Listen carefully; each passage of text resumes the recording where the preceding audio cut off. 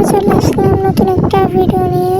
তো সবার কি অবস্থা, কেমন আছেন সবাই? আমিও ভালো আছি, মোটামুটি একটু অসুস্থ। তো এই তো এটা হচ্ছে মানে কিছু কিছু ক্লিপ আর কি অ্যাড করে লং ভিডিওটা আর কি তৈরি করছি। তার কারণ আমি অনেক অলস, আমার একটু মনে থাকে না ভিডিও নেওয়ার কথা বা ঠিকঠাক মতো ভিডিও করা। তো এই তো ডিম ভুনা করবো। বাইরে বৃষ্টি হচ্ছিল, বৃষ্টি দেখেই আর কি ডিম ভুনা খিচুড়ি খাইতে মনে চাইলো। তো এই তো কাজে লেগে পড়লাম, এমনি ডিম ভুনা শুরু করলাম, ডিম ভুনা করা শুরু করলাম। কিন্তু কেন জানি না আমার ডিম ভুনা একটু ভালো হয় না। আমার নিজের কাছে মনে হয় যেন ডিম ভুনাটা আমার মজা হয় না একটু। তো মানে কীভাবে ভালো করে ডিম ভুনা রান্না করলে মজা হবে আমাকে একটু প্লিজ কমেন্টে বলবেন। তার কারণ আমি এখনও ভালো করে ডিম ভুনা করতে পারি না। ডিম ভুনা করতে গেলেই মানে কেমন যেন মন মতো হয় না বা মন মতো কালার আসে না, এরকম একটা অবস্থা। তারপর যতটুকু পারি করার চেষ্টা করি বা করতেছি আর কি। আর তার মধ্যে ডিম ভুনা করার থেকেও বেশি কষ্টকর হচ্ছে ডিম সিদ্ধ করে তার খোসা ছাড়ানো। এটা আমার কাছে অনেক অনেক বেশি কষ্টকর একটা কাজ লাগে।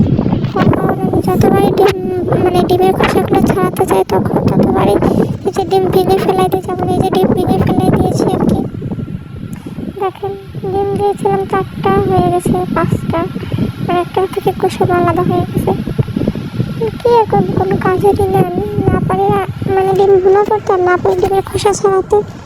তারপর ডিম ভুনা হয়ে গেল, এখন রান্না করবো খিচুড়ি।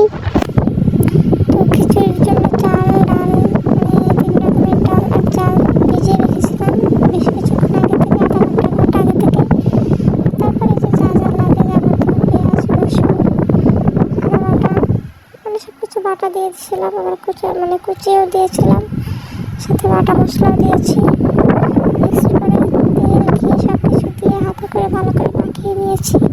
ভালো করে মাখানো হয়ে গেলে তারপর আমি রাইস কুকারে বসিয়ে দেবো, এটা আস্তে আস্তে হতে থাকবে। তারপরে এই তো রাইস কুকারে দিয়ে দিলাম, খিচুড়ি প্রায় হয়ে আসছে। মোটামুটি খিচুড়িটা একটু রান্না করতে পারি, কিন্তু ডিম ভুনাটা একটু রান্না করতে পারি না।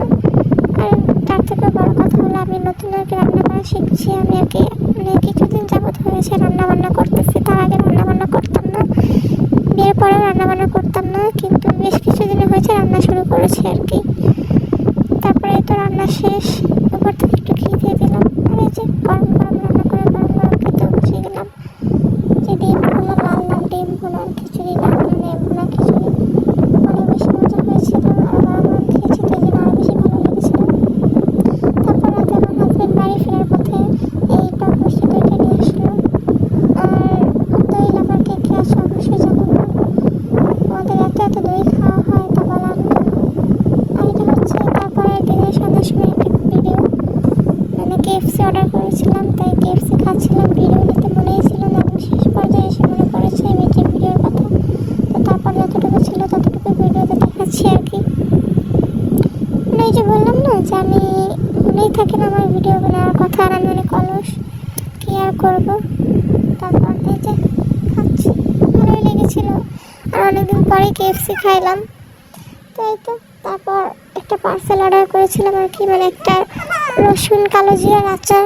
তো ওটাই আর কি মানে ডেলিভারি চলে আসছে, তো এর জন্য আর কি ওটা আনবক্স করতেছি। রসুন আর কালো জিরা মধুর আচার একটা পেজ থেকে মানে অর্ডারটা করেছিলাম। তো এই তো ভেবেছিলাম অনেক মজা হবে, এটা ভালো মজাও, কিন্তু আমি আর কি খেতে পারতেছি না, কে আর বলবো, খেতে না পারলে তো আর কিছু করার নেই। তারপরে এই যে এই ফুলের গাছগুলো দেখেন, ফুলগুলো অনেক বেশি সুন্দর। এটা হচ্ছে আমার একটা মানে কাজিনের বাসার ছাদের ভিডিও আর কি। তারপরে তারও একদিনের ক্লিপ, সেদিন আমরা বাইরে ঘুরতে বের হয়েছিলাম, তো ঘুরতে গিয়ে যা যা খেয়েছি আর কি সেগুলোই দেখালাম।